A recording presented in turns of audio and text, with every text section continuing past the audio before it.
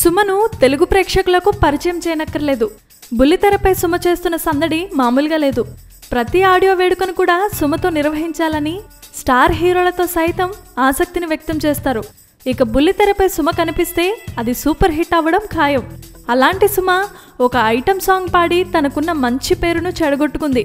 Mega hero Sai తరం తేజ్ హీరోగా నటించిన విన్నర్ చిత్రంలో ఒక ఐటమ్ సాంగ్ను అనసూయతో చేయిస్తున్న విషయం మనకు తెలిసిందే. అనసూయ హాట్ అందాలతో డాన్స్ వేసిన ఆ పాటకు సుమతో పాడించినట్లుగా తెలుస్తోంది.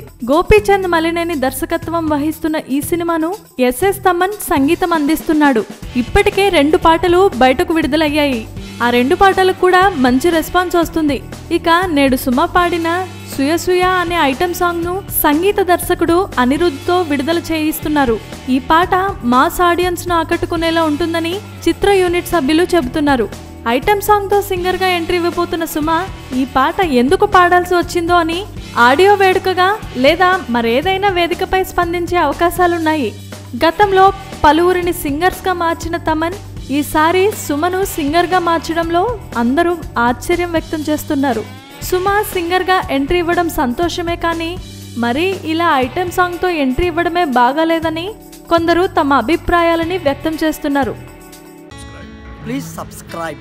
Hi, it's me Purna. Please subscribe.